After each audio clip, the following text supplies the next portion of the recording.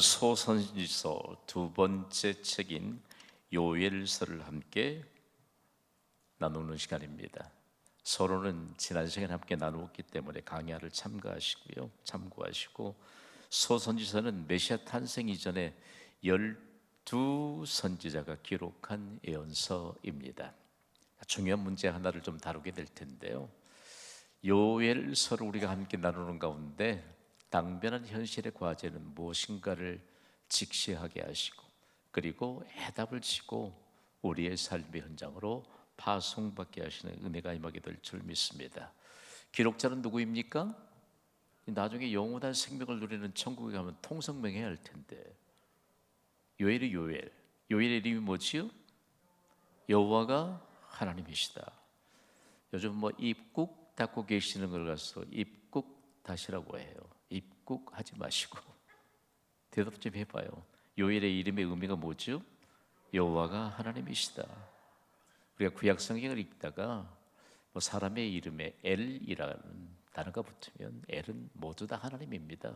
요엘, 여호와가 하나님이시다라고 하는 말씀인데, 요엘이 신약 시대에 들어서면서 훨씬 더 유명해진 선지자입니다. 다름 아닌 예수님의 제자인 베드로를 통해서 요엘의 애언이 인용된 정황으로 인해서 요엘은 중요한 선지자로, 그리고 요엘서는 중요한 선지서로 평가받고 있습니다. 요엘 1장 1절이 어마어마한 정보를 담고 있습니다. 1절을 함께 읽어볼까요? 시작. 부두엘의 아들 요엘에게 임한 여호와의 말씀이라. 아멘. 이스라엘 역사를 연구하는 학자들의 견해로는 요엘은 구약 시대의 이스라엘 내에서 인기 있는 남자 이름이었습니다. 여러분 참 흥미롭지요. 요엘이 인기 있는 남자 이름이었는데, 요엘에 대한 많은 정보가 없는 것도 인기 있는 사람이었습니다. 요즘으로 이해하면 셀럽 중에 한 사람이었습니다. 그러니까 더 이상 유대인들에게는 요엘에 관한 설명이 필요 없을 만큼 아주 유명한 사람이었는데 인기 있는 사람이었다는 것입니다. 요엘 선지자가 활동했던 무대를 통해서 가장 중요한 정보를 얻을 수 있는데, 요엘 선지자의 활동 무대는 주로 예루살렘이었습니다.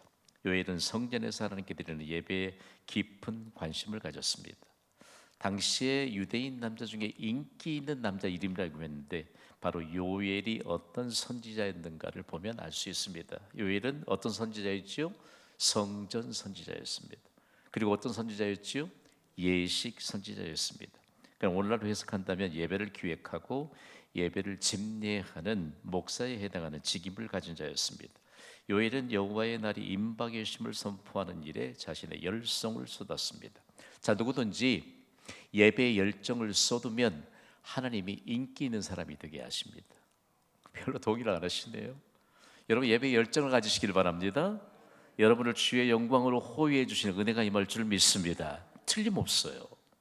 예배의 열정을 가지면요, 하나님이 정말 요엘처럼 인기 있는 사람, 하나님의 영광으로 둘러주시니까 어디를 가든지 주목을 받는 사람이 된다는 말씀입니다. 또 중간 점검이 필요해요. 가장 가까이 있는 분에게 당신은 인기 있는 인물입니다. 축복해 보세요. 시작. 당신은 인기 있는 인물입니다. 자, 요엘서의 구조를 보면요, 맨 처음 요엘 시대의 가장 중요한 역사적 사건이 무엇인가를 1장에 기록하고 있습니다. 요엘 선지자가 활동하던 시대의 남왕국 유다의 상상을 초월하는 메뚜기 때가 습격했습니다. 요엘은 유다를 구성하고 있는 전 세대를 향해 최근에 경험했던 메뚜기 재앙을 통해서 회개할 것을 촉구하고 있습니다.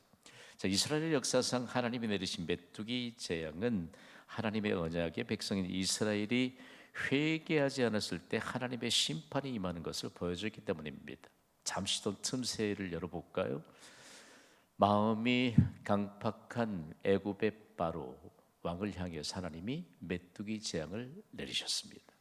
왜요? 전혀 회개하지 않습니다. 우리가 사는 이 시대에도요, 더불어 사는 것 같지만 하나님에 대해서 그렇게 완강하게 거부하는 사람들을 향해 하나님은 계속해서 회개를 촉구한다라고 하는 사실들을 우리가 염두에 두고 말씀을 좀 살펴봅시다. 신실하신 하나님과 자기 백성의 관계에서 무엇보다 중요한 것은 죄에 대한 회개입니다. 오늘 본문 4절을 회개하지 않는 자들에게 무서운 심판을 예고하기 위해 주신 말씀인데요. 4절 말씀을 우리 함께 읽습니다. 시작. 파충이가 남긴 것을 메뚜기가 먹고 메뚜기가 남긴 것을 느치가 먹고 느치가 남긴 것을 황충이 먹었도다. 아멘. 자, 하나님의 심판의 도구. 자, 아무리 인간이 무기, 최첨단 무기를 준비한다 할지라도 하나님이 사용하신 무기는 차원이 다릅니다. 애굽의 바로가 최첨단 무기를 엄청나게 보유했잖아요. 그러니까 여호와 하나님이 모세와 아론을 보내서 자기 백성을 애굽에서 떠나보내라. 목적이 하나지요. 무엇하기 위해서요? 하나님께 예배하도록, 본래 하나님의 백성이 하나님께 예배하도록 하나님께서 구별하셨는데 이 일에 정말 그는 콧방귀를 뀌었습니다. 그러다가 그가 준비했던 최신식 무기를 한 번도 사용하지 못했습니다. 하나님 앞에 어떤 무기도 곧 녹슨 고철이 된다는 사실들을 보여준 예정입니다. 자, 하나님의 심판의 도구가 뭐 첫 번째 팥종입니다. 제가 예서 좀 해석을 해봤는데 너무 어렵게 번역해놨어요. 애벌레입니다. 메뚜기는요 성충입니다. 느치는요 애벌레고 황충도 애벌레입니다. 자, 메뚜기의 번식력이 참으로 놀랍습니다. 메뚜기 암컷 한 마리가 4개월 동안에 무려 1,800만 마리의 새끼를 생산해내는 번식력을 갖고 있습니다. 놀랍지 않습니까? 그러니까 메뚜기 재앙이 임했을 때 하나님이 회개하라고 할 때 회개를 촉구하다가 더 이상 회개하지 않으면 단시간 내에도 하나님은 이처럼 메뚜기 재앙을 내리시는 전능자라는 사실들을 보여준 사건이었습니다. 메뚜기는 24시간 내에 자신의 체중만큼 많게는 3배 정도의 먹이를 소화시킬 수 있습니다. 메뚜기의 떼가 출몰하면 완전히 초토화됩니다. 1,000톤 정도의 메뚜기 떼는 2만 5천 명이 하루에 먹는 양을 소화할 수 있기 때문에 메뚜기 떼에서 깨고 막대한 농작물 피해는 물론 생태계를 파괴시키고 맙니다. 여러분, 하나님께는 못하실 일이 없는 줄 믿습니다. 하나님이 선보시면요 인간은 아무도 대적할 수 없습니다. 그러니까 그 사실을 모르니까 그렇게 용감하게 살아간다고요. 무엇보다 심각한 것은 메뚜기는 최장 120일 정도를 살 수 있습니다. 그러니까 120일 동안이라고 하는 것은요 하나님이 영적인 갱생 기간, 특별히 회복의 기간을 성경에는 40일로 하나님이 뚜렷하게 구분하잖아요. 그런데 120일 동안 유다 백성들이 얼마나 회개하지 않고 그랬으면 120일 동안 살 수 있는 메뚜기 재앙을 내렸다는 겁니다. 여러분, 우리는 영적 민감함이 있어서 늘 회개하며 살기 때문에 우리에게 진정한 자유함이 있는 줄 믿습니다. 메뚜기 재앙으로 이스라엘의 삶의 기반이 무너지고 맙니다. 삶의 기반이 무너진 이스라엘은 무엇을 해야 할까요? 왜 이스라엘 백성들, 유다 백성들의 삶의 기반이 무너졌느냐? 이스라엘은 예배를 중단했습니다. 예배를 중단하면 어떤 일이 벌어질까요? 하나님과의 영적 교제가 잔절이 됩니다. 그러니까 하나님과 영적 채널을 맞추지 못하면 하나님의 음성을 듣지 못합니다.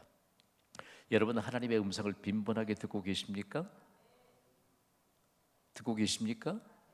영적 채널을 하나님께 맞춰야만 합니다. 만약 우리가 영적 채널을 맞추는 예배에 진입하지 못한다면 하나님의 음성을 듣지 못합니다. 영적 교제가 끊기는 것이죠. 다음으로는 백성들의 생계 유지가 어려워졌기 때문입니다. 자, 보십시오. 형편이 어려워졌다. 여러분, 그것이 하나님 앞 명분이 될까요? 우리의 어려워진 형편을 회복시켜 주실 분이 우리 주 예수 그리스도이심을 믿으시면 아멘으로 화답하시기 바랍니다. 형편이 어려우면 더 빈번하게 예배의 자리에 나오면 돼요. 아멘 합시다. 오늘 우리에게 있어 하나님이 얼마만큼 벌써 오래전에 요엘 선지자를 통해서 일깨워주는데요. 그래서 무엇을 할 수 있는가? 삶의 기반이 무너진 이스라엘 백성들이 뭘 할 수 있느냐? 오늘 보면 요엘 1장 14절은 민족적인 해답을 선포하고 있습니다. 1장 14절을 우리 함께 읽습니다. 시작.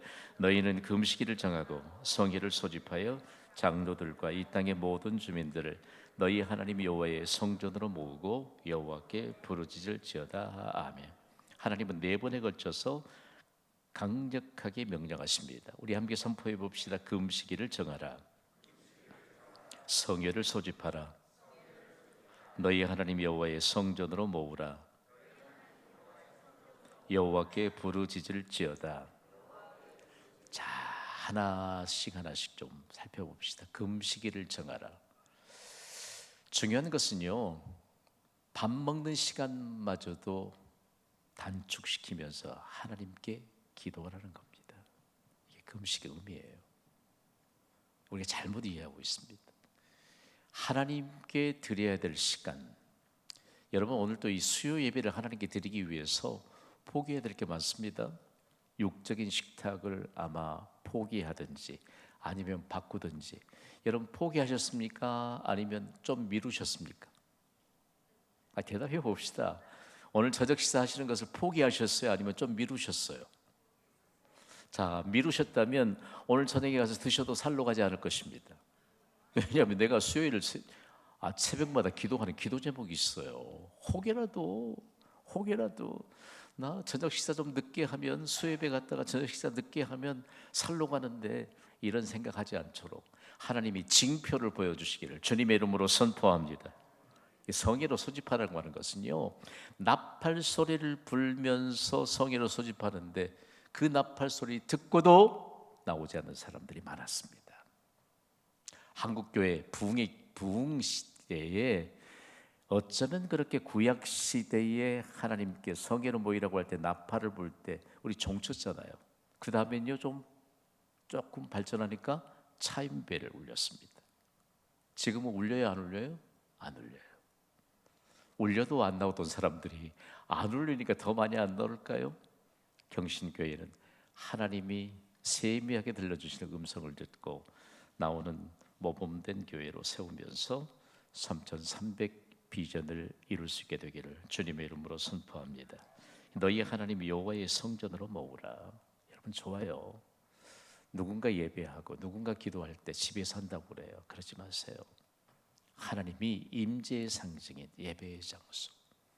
구약시대의 다윗이 얼마만큼 민족 부흥을 이루면서 그 다윗의 시편에 보면요, 실제적으로 하나님의 영광을 위해 예배를 드렸던 성전, 그 예배의 장소 얼마나 중요하게 강조하고 있는지 모릅니다. 왜냐하면 비로소 하나님과의 인격적인 만남이 이루어지기 때문입니다. 어느가 그 코로나 시대에 온라인으로 피치 못하게 예배를 드리다가 한 번은 와서 눈물을 툭툭 흘려요. 예배를 드리는데 자기도 모르게 왜 그때 휴대폰도 안 꺼놓고 있었는지. 휴대폰이 10번 울리더라고요. 1시간 예배 드리는데. 생각해 보세요. 여러분 우리가 쉽게 생각할 일이 아니에요. 사단의 계략은요 엄청나게 세밀합니다. 사단은 얕잡아 볼 상대가 아니에요. 얼마나 영특한 존재인지 몰라요. 여러분 하나님 앞에 결단하고 하나님 앞에 드리는 시간에 온전히 하나님께 드리기를 주님의 이름으로 간곡히 부탁을 드립니다. 여호와께 부르짖는다라고 하는 것은요, 히브리어로 보면 짝짝거든요. 부르짖는다는 말이 히브리어로 짝짝이에요. 여러분 생각해 보세요.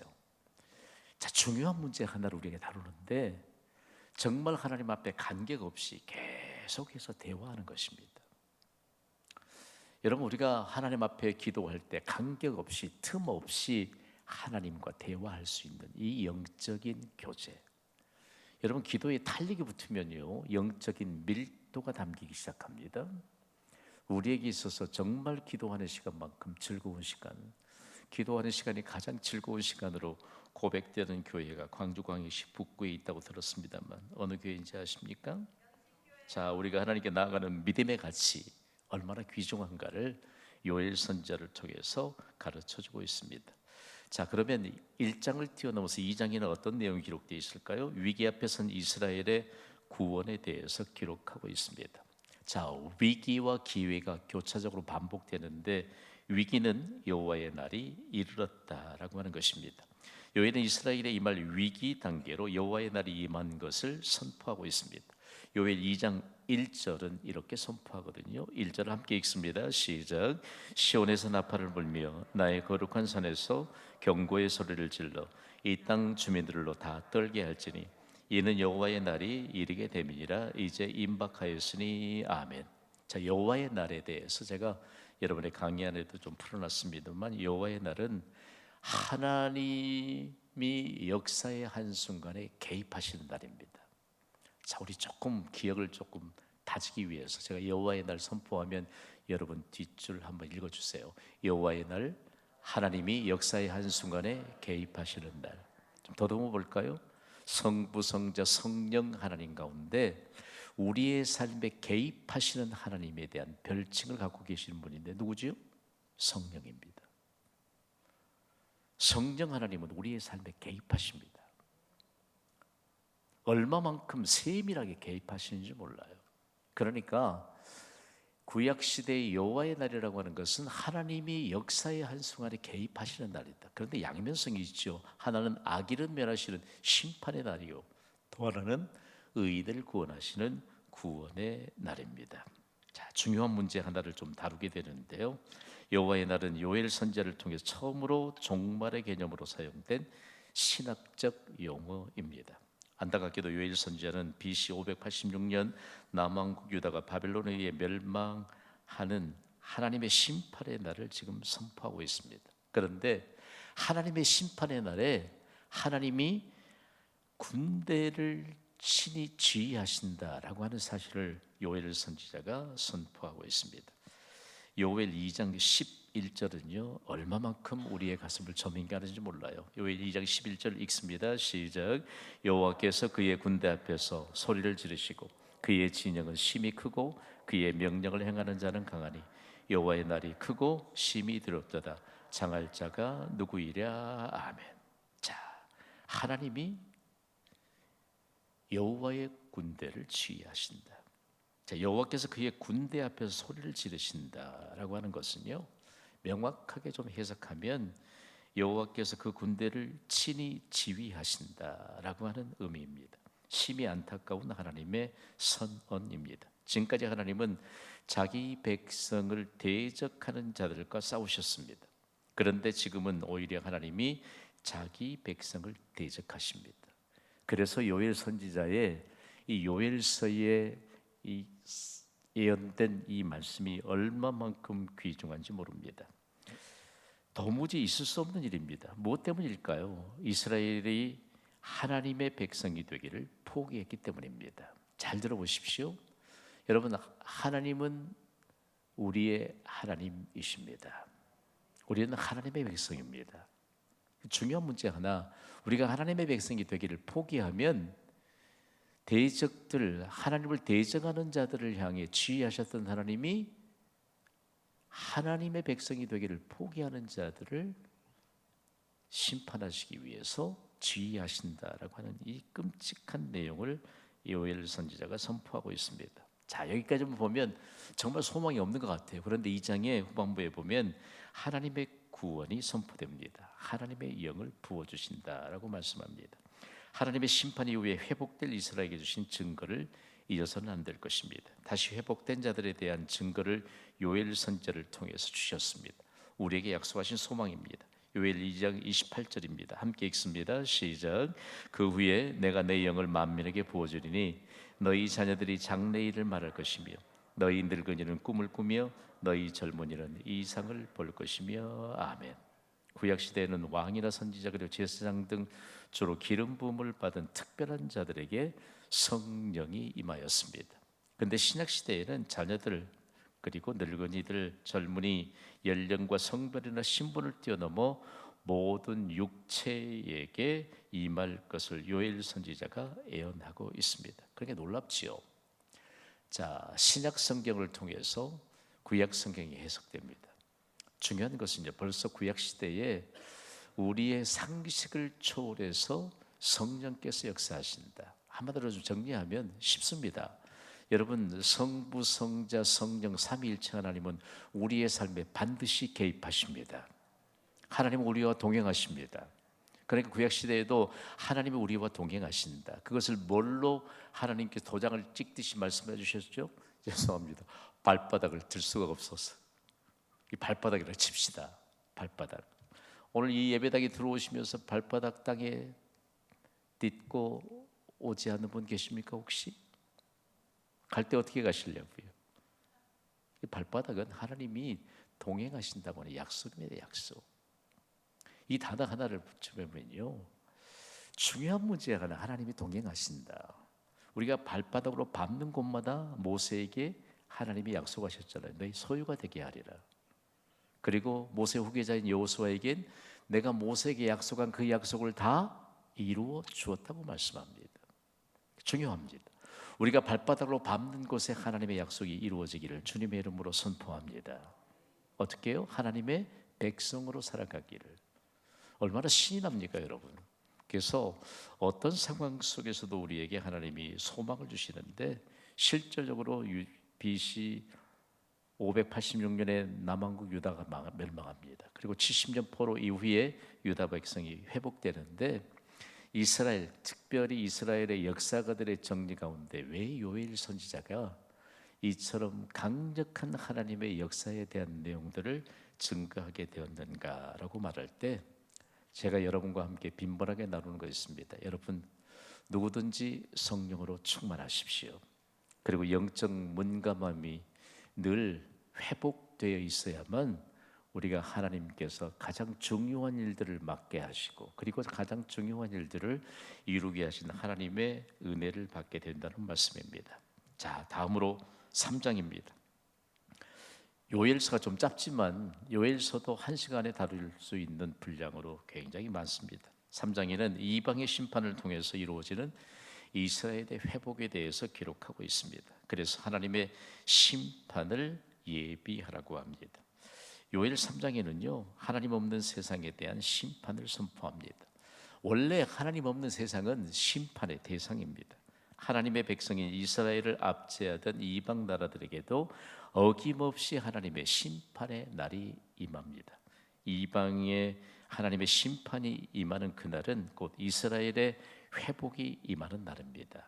중요한 문제 하나를 우리에게 다뤄주는데, 여러분, 사도 바울이 명확하게 해석했잖아요. 로마 제국 심장부인 로마에 세워진 로마교회 성도들을 향해 하나님 없이도 예수 그리스도를 핍박하고 예수 그리스도를 믿는 자들을 가장 악랄한 방법으로 핍박하는 로마 제국의 유력한 자들이 너무 잘 사는 것처럼 보이잖아요. 그걸 뭐라고 했지요? 하나님이 내버려 두셨다. 하나님의 진노다. 그러니까 지하에 있던 숨어서 예배드리던 로마교회 성도들이 힘을 얻습니다. 여러분, 예수 믿지 않고도 잘 사는 것 같은 보이는 사람을 향해 긍휼의 마음을 갖는 것이 마땅한 줄 아래요. 부러워할 것이 아니고, 여러분, 천국에 없는 사람이 부러울 게 뭐가 있습니까? 여러분, 천국 소망이 없는 사람이 여러분 부러움의 대상이 될 수가 없는 것이죠. 자, 그러면서 요엘 3장 9절에는 하나님의 심판에 관한 내용들을 이렇게 정리하고 있습니다. 9절을 함께 읽습니다. 시작. 너희는 모든 민족에게 이렇게 널리 선포할지어다. 너희는 전쟁을 준비하고 용사를 격려하고 병사로 다 가까이 나와서 올라오게 할지어다. 아멘. 자, 하나님이 판결하신 여호사밧 골짜기에 관한 내용들을 슬쩍 뛰어넘었습니다. 자, 하나님의 심판은 그 누구도 피할 수가 없고 막을 수가 없습니다. 그러니까 여호사밧 골짜기, 여호사밧 하면 여호와께서 판결하신다라고 하는 뜻입니다. 하나님 없는 세상인 여호사밧은 하나님께서 판결하시는데, 사람은 누구도 하나님이 하시는 일을 막을 수가 없습니다. 다만 진노 중이라도 긍휼의 계심을 모르기 때문에 여전히 하나님 앞에서 교만한 인생을 살 뿐입니다. 그러나 반드시 하나님의 심판이 임하기 때문에 하나님이 요엘 선지자를 통해서 뭘 준비하라고 하지요? 전쟁을 준비하라고 합니다.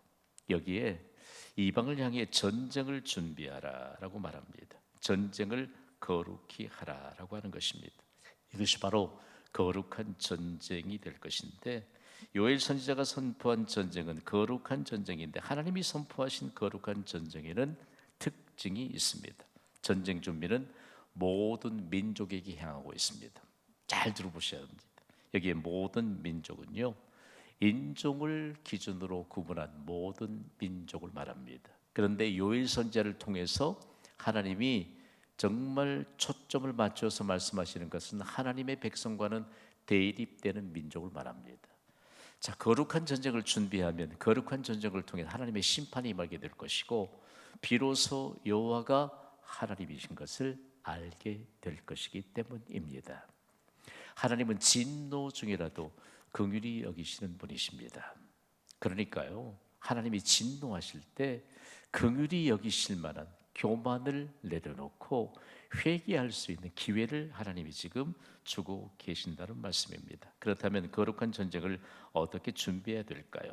요엘 3장 10절은 정말 의미 있는 말씀입니다. 3장 10절 함께 읽습니다. 시작. 너희는 보습을 쳐서 칼을 만들지어다. 낫을 쳐서 창을 만들지어다. 약한 자도 이르기를 나는 강하다 할지어다. 아멘. 자, 보십시오. 하나님은 거룩한 전쟁 준비를 매우 풍자적으로 말씀하셨습니다. 농기구를 전쟁도구로 만드는 것은 최후의 발악을 말합니다. 하나님을 대적한 자들이 순순히 물러난다는 뜻입니까? 순순히 물러나지 않는다는 뜻입니까? 순순히 물러나지 않는다는 뜻입니다. 얼핏 잘못 받으면 하나님의 백성들에게 하신 말씀 같지만 그렇지 않습니다. 하나님을 대적하는 자들은 순순히 물러나지 않습니다. 그러니까 여러분 보세요. 농기구를 전쟁 동구로 만들어서도 하나님을 대적해 보겠다는 겁니다. 자, 하나님이 은혜 주시니까 우리가 호흡하며 사는 줄 믿으시면 아멘 합시다. 잘 사는 자나 못 사는 자나 믿는 자나 믿지 않는 자나 먹을 것이 풍성한 것은 하나님의 은혜인 줄 믿습니다. 그러니까 계속해서 하나님을 대적한다고요. 끝까지 대적합니다. 결단코 순수히 물러나지 않습니다. 이처럼 하나님을 대적하는 자들이 굴복하지 않고 이처럼 맞설 것임을 하나님이 아셨기 때문에 지금까지 하나님이 기다리셨습니다. 그러나 하나님의 기다림은 영원하지 않습니다. 결국요, 하나님의 심판의 때가 임하는 것을 보라고 말씀합니다. 대적들의 악과 독이 가득 차는 그날에 하나님의 심판이 임합니다. 요엘 3장 13절 이런 맥락에서 보니까 쉽게 다가옵니다. 함께 읽습니다. 시작. 너희는 낫을 써라. 곡식이 익었도다. 와서 밟을지어다. 포도주 틀이 가득히 차고 포도주 독이 넘치니 그들의 악이 크미로다. 아멘. 하나님은 추수 비유를 통해서 심판을 나타내고 있습니다. 하나님을 대적한 민족들의 악이 가득 찼기 때문이라고 말씀합니다.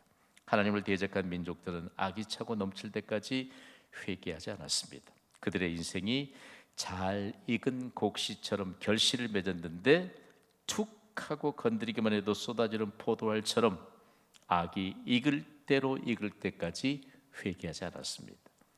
여러분, 우리가 블레싱 광주를 선포하고 광주광역 시민들을 복음으로 섬기는데 눈물로 기도해야 합니다.